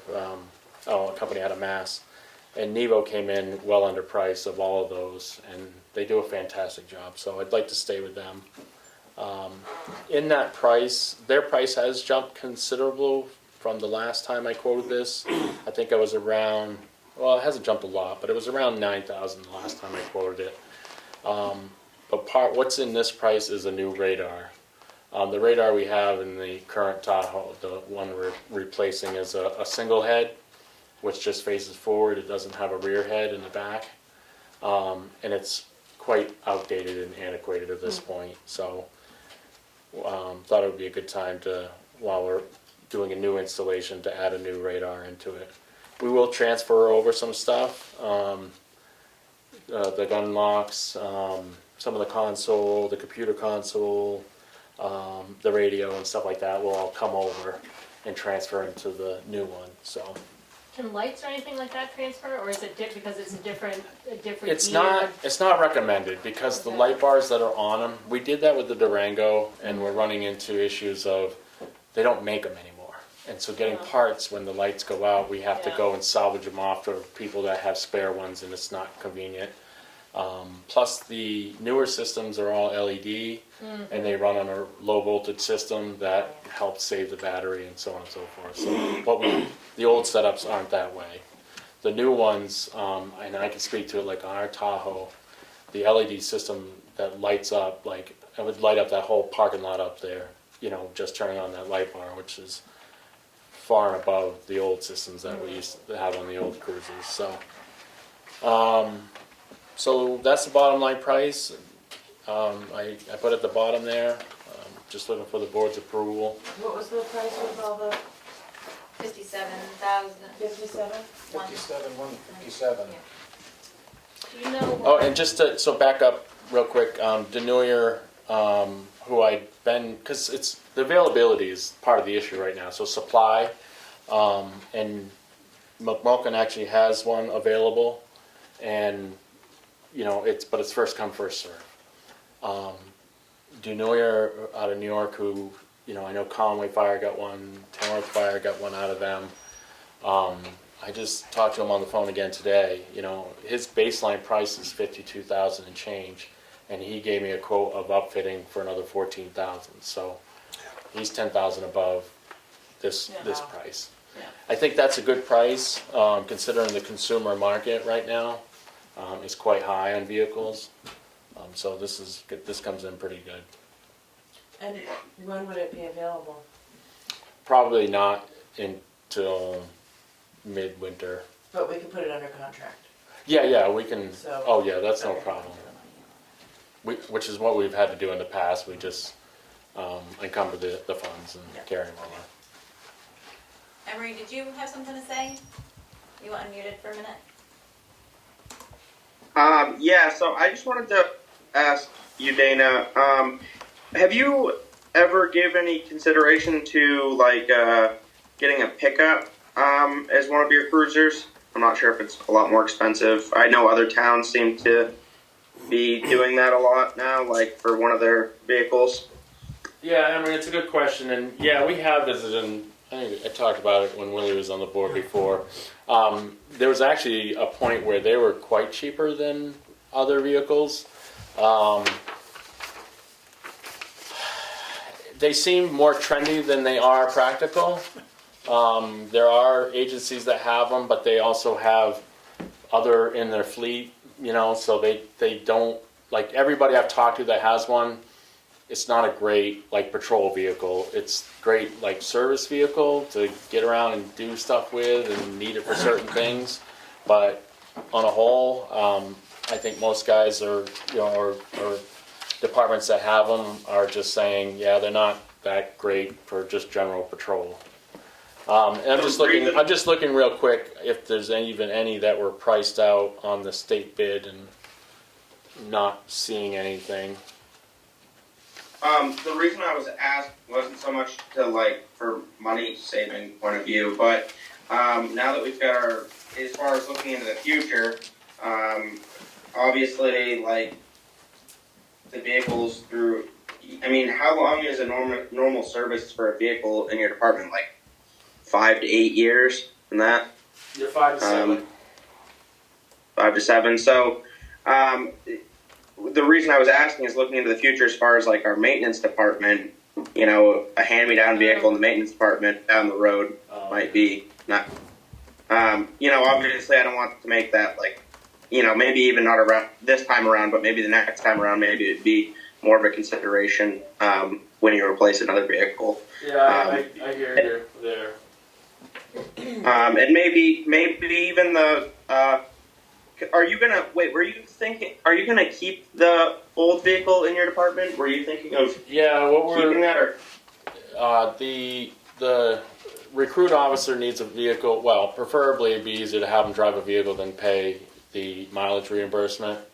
But what we have to do is strip it down to a plain vehicle. So he can't drive a marked cruiser back and forth to the academy. And where it's a day academy, whereas, you know, it used to be you stay all week and then come home on the weekends, it's a day academy, so you have to pay that travel fee every day. If you do the math on it, it's a pretty big cost. So this seems a little bit economical way, we're still paying gas, but it's our vehicle and, you know, we can get the use out of it till it's gone. But after the academy have you gotten use for it? Yeah, so I think we're gonna, if we continue with the parking enforcement program, we spent a lot of money there in mileage reimbursement, and I think that would be more applicable there than relying on somebody's, you know, regular vehicle. But when it's gone, it's gone. Yeah, I was just, you know, in the future, maybe when it's time to get their vehicle, we consider something. All right, yeah, definitely, good point. So, all right, thanks. Dana, quick question on another topic. Should we be still having a police position posted on the website? Yeah, we do. This is a complete change of subject, but you know, I don't know if our part-time position's up there still, but like our part-time officer Peter Beattie has taken the position as chief, where he's full-time in Moultonborough, so his duties are quite large at this point, so he's not able to fill some of that spot for us as part-time work. And then I just take in applications as it is. Our guy, we still have our recruit officer, but he won't see road time until late spring once he's out of the academy, as long as he passes the academy, gets through everything. So I would rather still collect applications just to, you know, just in case. So you need a motion?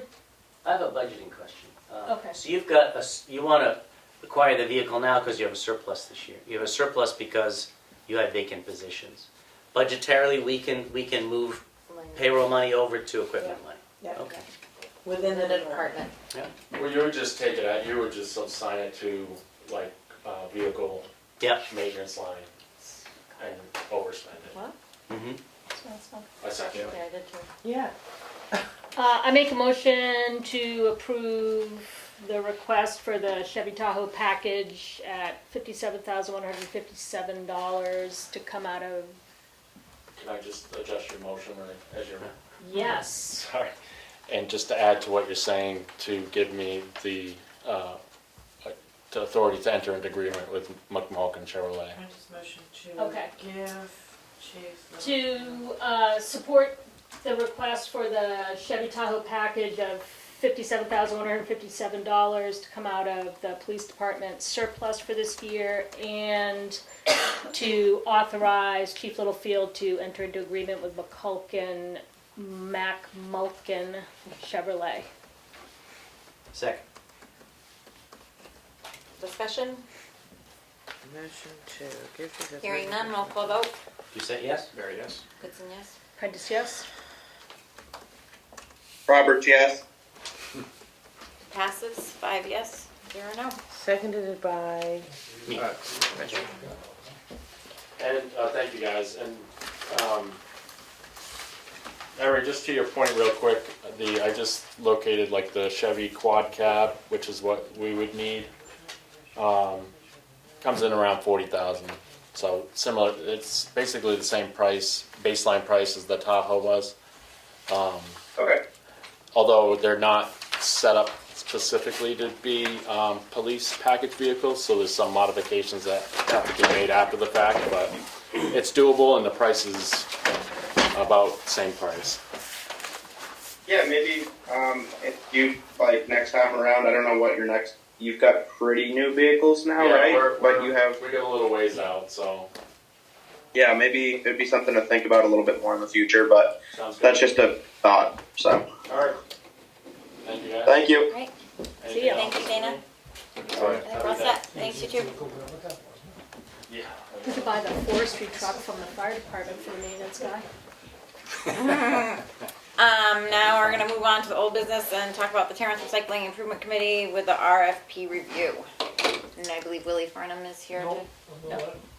I'm gonna go. Oh, okay, sorry, I thought that's why you were here, I'm sorry. He's here to help out. Okay. Richard, you've had so much moral support from the audience today.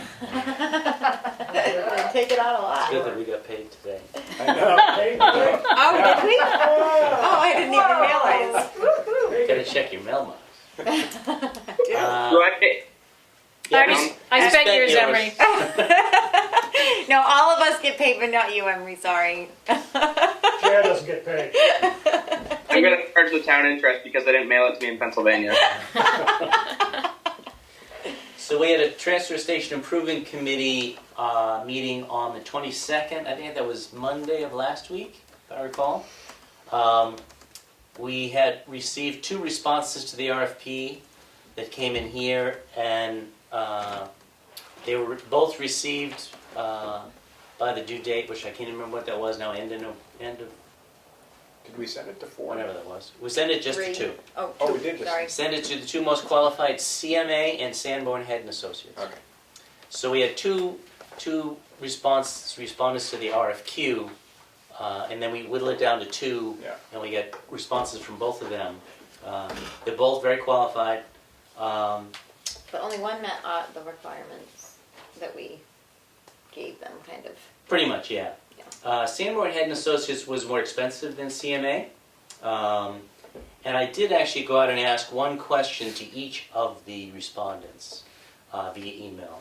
And the question that I put to Sanborn Head is that they assumed a certain higher level of permitting was needed, an alteration of terrain permit and a state wetlands permit, whereas CMA didn't think we needed that.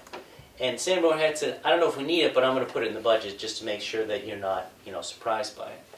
I think CMA is probably right. We probably don't need it, but we are comparing apples and oranges.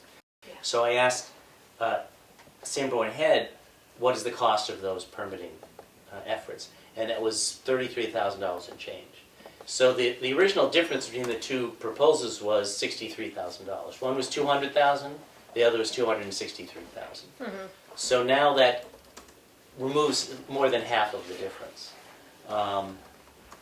The thing that I didn't notice at first that Willie noticed is that CMA, the cheaper of the two, was a 2-year process, not a 1-year process. And the RFP specifically said a 1-year process. It set out the whole timeline. Right. And I was really surprised at that. So my question to CMA was that a mistake? Or did you, because I had that happen to me once before in responding to bids, is somebody left a whole year out and they disqualified themselves because it was just an error. So I wanted to give them the chance to say, oh, that was a mistake, it's really just 1 year. And he said, no, we think it's 2 years. What some members of the TSIC thought is, maybe they're just really busy, and if they took 2 years, they could squeeze it in. That was one of the theories as to why somebody would take what appears to be a 1-year project and turn it into a 2-year project. How you could do that and keep it cheaper that's lost on me, but still, CMA thought it was a 2-year project, and once I learned that, for me, that was kind of a deal breaker, because we can't be sitting around for 2 years talking about building stuff. The Let's inflation just of. have 1 year to Yeah. talk about building stuff and then get to building stuff. The Sanborn Head also had a more detailed proposal, which is good or bad. There's a lot of stuff there. CMA was very concise. Some people like the concise. But the Sanborn Head specifically called out they'll take 1 day and do a traffic analysis, just be there and see how the people and the vehicles move, which is kind of important. And they'll also do an analysis of the waste stream. Do we have a lot of aluminum and not that much glass? Do people show up with a lot of tires and not a lot of electronics? And that's pretty important to know how to engineer a building in a process. What kind of stuff do you get? And we thought, well, that level of detail, maybe CMA does that too, but they didn't say it. Where Sanborn Head was clear that they do that. And the other part was that they came up with a solution of while the development was happening. An interim transfer station. Like what do we do with the Right. trash? So if Which you is build some big essential to building, know. you might have to move around some of what you do. Right. Because it will take many months to build something if we get to that. And that was part of their plan, and maybe it was CMA's, but they didn't mention say it. it. In the proposal, Yeah, so that, So once we realized that the price difference isn't that great, and Sanborn had called out a few things that seemed pretty important and CMA didn't mention, that we voted to recommend to select Sanborn Head and Associates and to start the negotiation process with them. So that is T6 recommendation to the select board. So our job is to make a decision. We can take that recommendation and decide now that we'll select Sanborn Head, or we could do something else, or we can invite them both in to a meeting and talk to them about their proposals, whatever we want. I think it will be the simplest thing to take what appeared to the T6 to be clearly the better of the two proposals, even if it costs a little bit more. and it's to go into negotiation too, so it's not necessarily like we're not pay accepting that their price full. right now. And if we get in negotiations with Sanborn Head and things don't go well, you can always just go to CMA and start negotiating with them. And so it's handy to have two to pick from. One of the things that I noticed in the timeline that concerned me is we know that there's going to be inflation of at least probably 3% over the next year. And you take $1 million project at 3%, there's your $30,000. You know, so if you wait 2 years to do it, it's going to wind up costing you more than To build it 2 years from now. the amount. So it didn't really financially work out. Yeah, your savings gets lost in the time of Yeah, things. time is money. Yep. And I also think that that addition of detail is important. And maybe the other companies, maybe it's all in-house, but maybe it's not. And we've run into situations like that where we made assumptions about things that we were bidding on, and then we were like, oh no, they really didn't think of it. Which ends up costing you way more time and oversight and more money in the long run. So it seems like a preventative step too. So I make a motion that we accept T6 recommendation to enter into negotiations with Sanborn Head and Associates. Sanborn Head and Associates. I'll second that. Any other discussion? Hearing none, roll call vote. Did you say yes? There, yes? Goodson, yes? Prentice, yes. Roberts, no. 4 yes, 1 no, passes. Thank you. Thank you. And now we're gonna go on to the administrative report.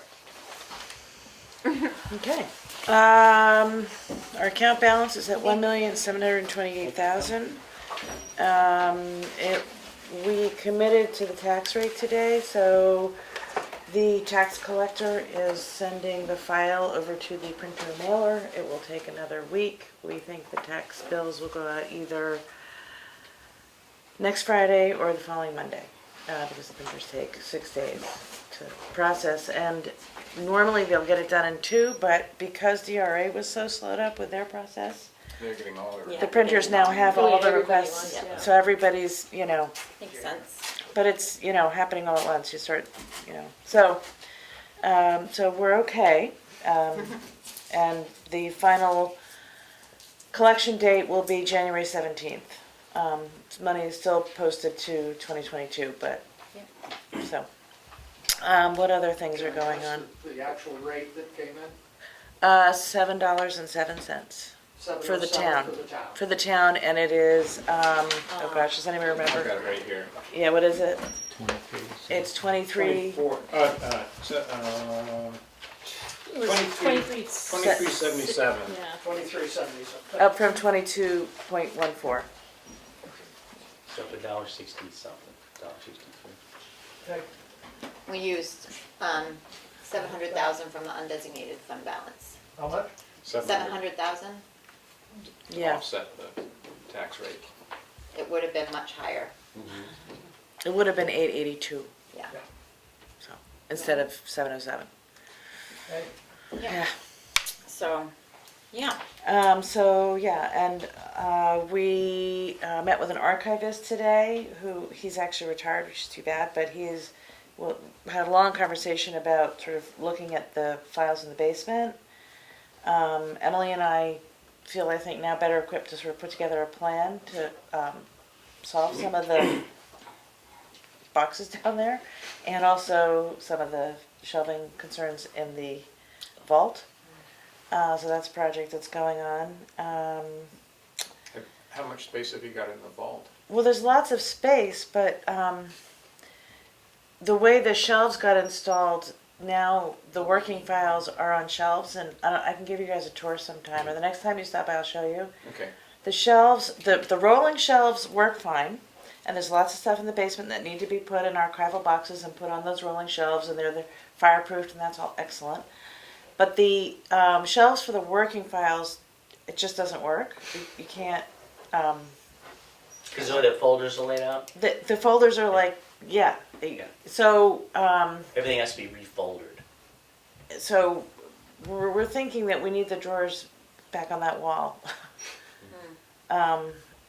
So I'm going to talk to Rick and just try to understand what that would involve. And that's what the archivist recommended.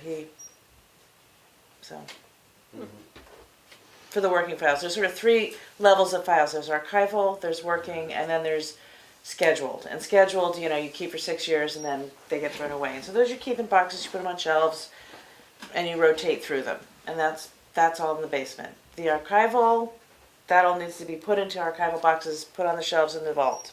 Great. The working files need drawers. Yeah. You're in and out of them all the time. You need to be able, if you looked at them, they're like sideways in. You can't, there's no way to. Look at the tabs. Well, you could refold them all and have the tabs on the outside, but that would be a lot of work. Not really. Yeah. Not for the working. You could, no. Because we had the same system in the place that I came from, and it was a big transition. And all the folders had to be redone because you couldn't read them once everything went in there. The folders were like hidden the in map back. files, we can either relabel or refolder, and that over the long term can happen. Yeah. Right now they're findable, it's usable, it's really okay. Yeah. The working files, Anyway, so, but we're gonna write up a proposal for that. Those are the big things. I mean, you know, all this budgeting and everything has been Oh, yeah. taking a lot of energy. Yeah. Thank you, Keats. All right, now we're gonna go on to the signature file. It's a big one. What? You have it, right? Yeah, I got it. And there's additions to that. Right. The first one I would just like to get out of the way. Okay. This is the tax rate acceptance and the tax warrant article. I make a motion to sign the tax rate acceptance and the warrant article. Second. Roll call vote. You said yes? There, yes. Goodson, yes. Okay. We gotta vote. Oh, Prentice, yes. So that's that one. Emery? Roberts, yes. Those are the other two that we added on. That passes. I'll make a motion to approve the minutes for 11/29 work session. Second. Second. Okay. That was Bear second? Yeah. Roll call, or discussion? Roll call vote. You said yes? There, yes. Goodson, yes. Prentice, yes. Roberts, yes. Okay, passes. Didn't I just do that? Yeah, I did it. Was I that think I did it Let's have the together. same second each time. Do I have to do those as separate, I'll the second all of acceptance letter and the warrant? Keats, I think I Sorry? did it as one. Did I need to do that as two, the warrant as well? Maybe to be safe. Okay, Why don't you do that? So we did the tax rate acceptance, do the tax collector warrant. okay. I make a motion to approve the tax, what is it? Tax Collector rate, warrant. tax collector warrant. Second. Discussion? Roll call vote. You say yes? There, yes. Goodson, yes. Prentice, yes. Roberts, yes. Great. And passes. That's all the add-ons, right? Yep, that was it. Okay. And now I will make a motion to sign the software purchase and install agreement with Avatar in the town of Tamworth for the amount of $11,900. Second. Discussion? Hearing none, roll call vote. You say yes? There, yes. Goodson, yes. Prentice, yes. Roberts, yes. Passes. Did you do, you didn't do Didn't these do. minutes? The minutes of the 17th. Oh, sorry. I make a motion to approve the select board minutes for November 17th, 2022. Second. Discussion? Roll call vote. You said yes? There, yes. Goodson, yes. Prentice, yes. Roberts, yes. Passes. I make a motion to approve the non-public meeting minutes under RSA 91-A:3 2B for November 17th, 2022. Second. Discussion? Roll call vote. You say yes? There, yes. Goodson, yes. Prentice, yes. Roberts, yes. Passes. Make a motion to sign the notice of intent to cut for map 414, lot 53. Second. Discussion?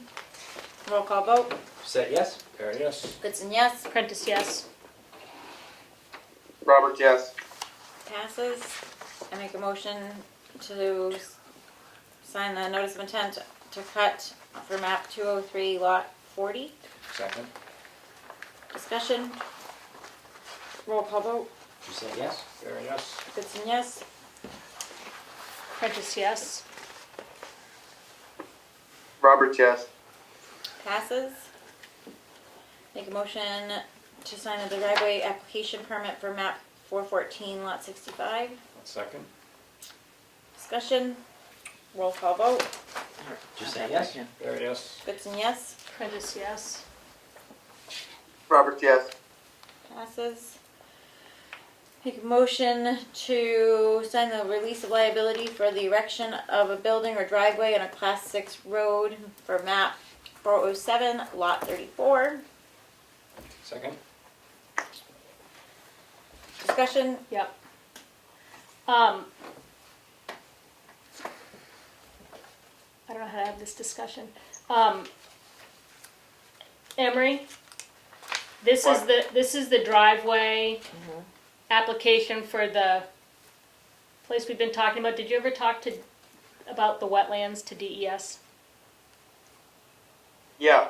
I think that the office communicated something with them through email once I spoke to the gentleman over the phone, and I Okay, don't think there's any issue. okay, great. There are no wetlands there. What was it? They did sign the agreement about the road. Yep, Yeah, that's what, Okay. that's been signed and that's what you're And now now we signing. have to sign it. So that's So- it. No, this is the driveway permit, right? There's the driveway but there's permit also and the the- release of liability. Release liability for the erection of a building. And they are separate documents. One is not contingent upon the other, but they are both signed. This one's Wait, before, so should it say Release of in? liability for what? For the erection of a building or driveway on a Class 6 road. Okay, all right. Just wanted to. yep, they've got them, they've got them both there. I just wanted to make sure DES was all set. Yep. Any further discussion? Roll call vote. Say yes? There, yes? Goodson, yes. Prentice, yes. Roberts, yes. Passes. I make a motion to sign the driveway application for map 407, lot 34. A second? Discussion? Roll call vote. Did you say yes? There, yes? Goodson, yes. Prentice, yes. Can we be signing any of those? Roberts, yes. It's such a stack. Oh, okay, never mind. I make a motion to sign the driveway application for map 408, lot 52.1. Lost you. Oh, yeah. Second? Discussion? Roll call vote. Did you say yes? There, yes. Goodson, yes. Prentice, yes. Roberts, yes. Passes. You could do the next as a group. Yep. No, well, yeah, you can, but you have to take 2 out. Which So, 2? It is, the 2 I have crossed off. So you can read from that list. I need the crossed off Oh. ones or I'm gonna. I see what you're saying. Okay. So, Okay, so I make a motion to sign the request for site letters, site visit letters for map 206, lot 19, sub lot 2, as well as for map 407, lot 11, and map 407, lot 12, as well as for map 215, lot 109, as well as map 215, lot 113, as well as map 201, lot 42, as well as map 217, lot 1. You pulled them. Yeah. Second. Second. We already said it. Carl can have it for continuity. Any discussion? and you can give me that back. I'm gonna take these, do I not ever say those other two? Not today. Oh, okay, We all right. pulled I those 2 thought, letters. I thought I was just pulling them out of this. Okay, all right. Roll call vote. You said yes? There, yes? Goodson, yes. Prentice, yes. Roberts, yes.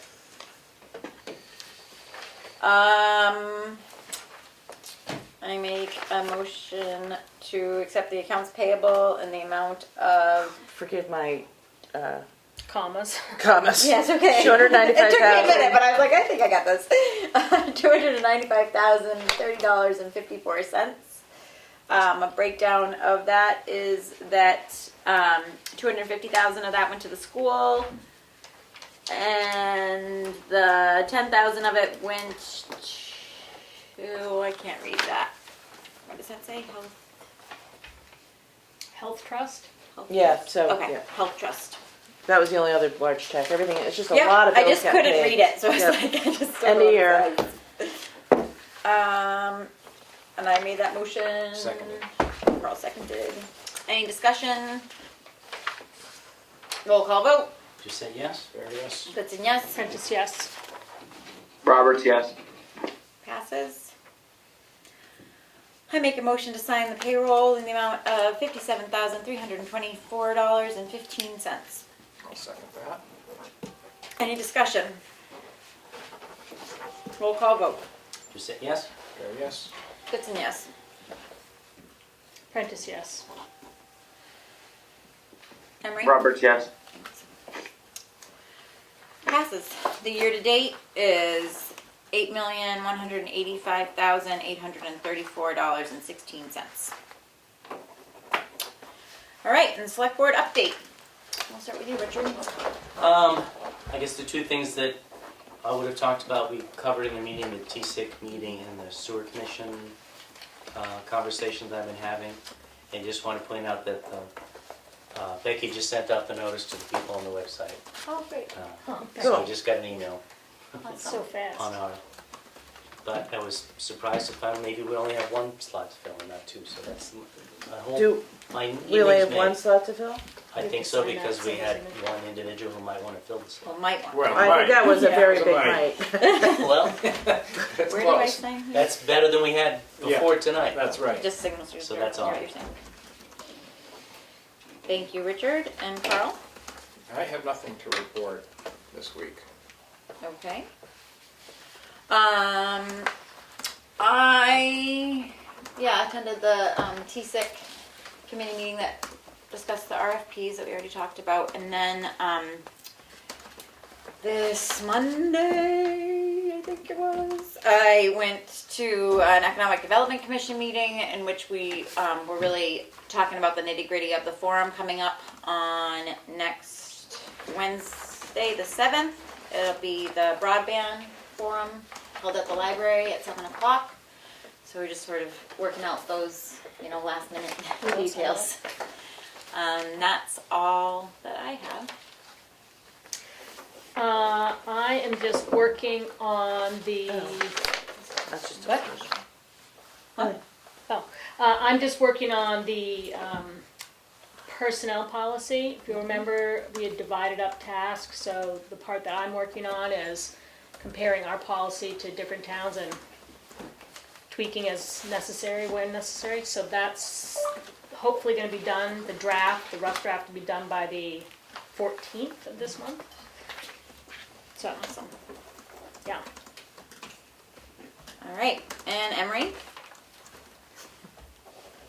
Nothing from me this week. Okay. Thank you. And now we'll have some public input if there is any. Is your office open tomorrow? Yeah, Is the finance person there tomorrow? no.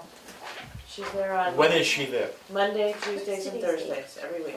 Oh, it's the first. But you're not open on Mondays. Well, but if you need to come in, you can come in. We're here. We're not open to the public, but if it's about the cemetery committee, Other than that, she's there Tuesday and Thursday. Thursday. Yep. Thank you. You're welcome. Those are signature, because I'm putting them there. Oh. Any other, Question, we don't have the keypads yet on the doors, it's still key? The 9th. Okay. Yeah, it's still keys. Oh my gosh, that means I have to lock up. They're completely a bit of a mystery to me, but The electrician never show up? yes, he did. Oh, good. Bradley, Brad. yes, and he electrified the Opener. accessibility opener, and then the door company does something to the outside button, and they come on the 9th. Okay, great. Yeah. All right, And any Rick has other been working. Willie? public input? Willie? I got a question. There's a number of these that say request for site visit letter. Could you enlighten me, please? Those are in regards to the junkyard letters, and it's the legal. Yep, okay. Yeah. That's what I need to know. Yeah, we're going out to visit them all. And follow-up visit. All right. Any other public input?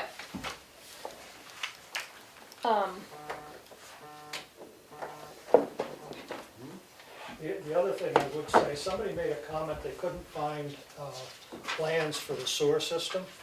If you look in the second drawer up in the filing cabinet out here in the hall, you'll see a set of plans. There's a filing cabinet in the hall. Flat file? Flat file, Oh, the flat file. yeah, That's where the plans for the sources are. second drawer up. That's good to know. add that to the list of. Institutional money transfer. Yeah. It takes a village. Yeah. That's why I just get old. If we want to do a follow-up interview, Yeah. the candidate is leaving Monday. So that would mean we have between now and then. And we have to notice it. Tomorrow? We Oh, know we have to Yeah, we notice would it. have to give a notice, so I don't think it's a, when do they get back? Could we do Monday morning? Weeks. Oh. Can we do, Can we Zoom it? Phone? well, we can, Yeah. we can do As long that, as but, we're here. but does that get to, Well, it's better than nothing. Our issue? I mean, I'm just saying if part of the concern was that Understood, interplay. understood.